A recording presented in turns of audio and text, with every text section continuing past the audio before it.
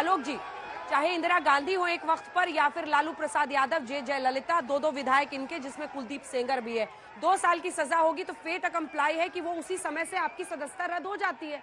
फिर ऐसे में ये बवाल क्यों करना है? अगर कोर्ट के फैसले के खिलाफ है, आपकी पार्टी में इतने दिग्गज वकील हैं, सब फौरन कोर्ट से जाके स्टे ले। अभी एनसीपी की तरफ से बृजमोहन जी आए थे, उन्होंने बताया कि 14 को एक तारीख को उनकी एक सांसद को सजा हुई थी 10 साल की, अगले दिन उन्होंने कोर्ट से स्टे ले लिया था। देखिए, मुझे लगता है कि ये लड़ाई स्टे की, कोर्ट की, वहां की नहीं है। ये लड़ाई है कि लाखों करोड़ रुपया जो एक व्यक्ति ने इस देश का लूटा, अगर उसके खिलाफ कोई भी आवाज उठाएगा तो ये तो एक सांसद की सदस्यता रद्द हुई है, बाकी सबके भी रास्ते निकाल लिए जाएंगे। ये तो अभी केवल मात्र एक ट्रेलर दिख रहा है।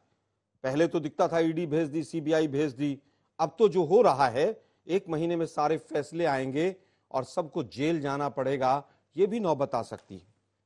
हम तमाम प्रक्रियाओं पर न्यायालय की जो है उसके ऊपर सवाल उठा रहे हैं और वो हमारा लोकतांत्रिक और संवैधानिक अधिकार है, इसीलिए अपील का रास्ता है। आपने कई एग्जाम्पल दिए। अंजना जी, मैं पूछना चाहता हूं, कौन सा एक भी एग्जाम्पल है कि सीजेएम की जो सबसे लोअर कोर्ट होती है न्यायालय, न्यायपालिका में, उसके बाद सेशन कोर्ट है, उसके बाद हाई कोर्ट है, एक एग्जाम्पल बताइए कि लोअर कोर्ट में इस तरह का मैटर आया हो और अगले दिन इस तरह से एक्शन ले लिया गया हो। दिक्कत यह है कि सरकार अडानी मामले में पूरी तरह से, जेपीसी के मामले में पूरी तरह से फंस चुकी है। क्या जनता को मुंह दिखाएगी ये सरकार? इतने प्रचंड बहुमत के बाद अपनी संसद को नहीं चला पा रही है सरकार। तमाम जो मुद्दे हैं उसके अंदर, जो 150 पेज से ज्यादा का जो एग्रीमेंट, जो जजमेंट आया है वहां पर, उसके अंदर तमाम सवालिया निशान है। जो कंप्लेनेंट है, जिनके लिए कहा गया, और वो भी प्रश्न के रूप में, स्टेटमेंट नहीं है, क्वेश्चन मार्क के साथ कहा गया, उनमें कंप्लेनेंट में कोई नहीं पहुंचा। उसके बाद क्या होता है? कंप्लेनेंट में कोई नहीं पहुंचता है, लोकल स्टैंडाई है कि नहीं, मर्डर एक राज्य में हुआ, केस दूसरे राज्य में चलेगा, आईपीसी की धारा में 202A में ऐसा कोई प्रोविजन नहीं। पुलिस ने कोई इंक्वायरी नहीं की, ना जज ने किसी इंक्वायरी को इनिशिएट किया।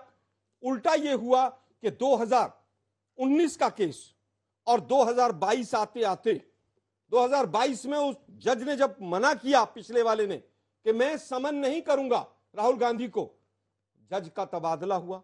जब तक तबादला हुआ तब तक हाई कोर्ट चले गए वो कंप्लेनेंट जो हैं, बीजेपी के एक एमएलए हैं वहां पर, और ये कहा गया कि जब तक ये जज रहेंगे आप इसको किसी तरह से रुकवाइए। हाई कोर्ट में गए, स्टे लिया गया, और स्टे को वैकेंट कब किया गया? आप देखिए कब स्टे वैकेंट होता है, 16 फरवरी को 2023, पिछले महीने, 1 महीने के अंदर, 27 फरवरी को, पिछले महीने, केवल एक डेट लगती है 8 मार्च की, अडानी का मैटर सामने होता है और उसके बाद ये फैसला आ जाता है।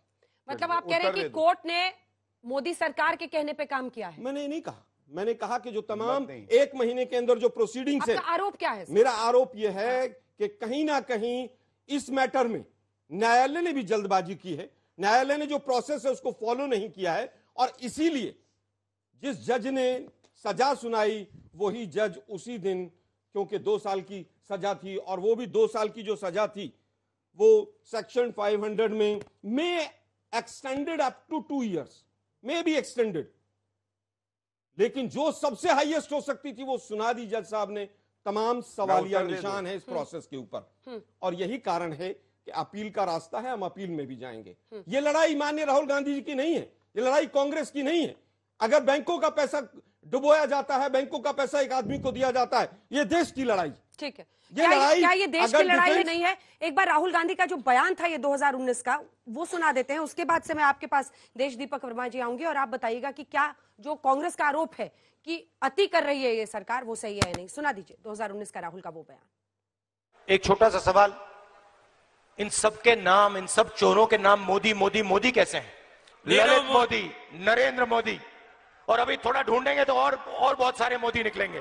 एक छोटा सा सवाल, इन सब के नाम, इन सब चोरों के नाम मोदी मोदी मोदी कैसे हैं? ललित मोदी, नरेंद्र मोदी, और अभी थोड़ा ढूंढेंगे तो और बहुत सारे मोदी निकलेंगे।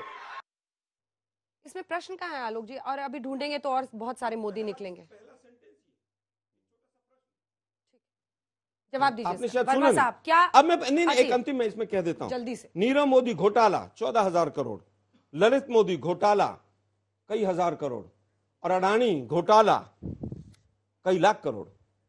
बीजेपी ओबीसी कार्ड खेल रही है, एक बनी है एक जैन है, फिर भी बीजेपी ओबीसी कार्ड खेल रही है। मतलब इस मुद्दे में भी जातिवाद को घुसा दिया।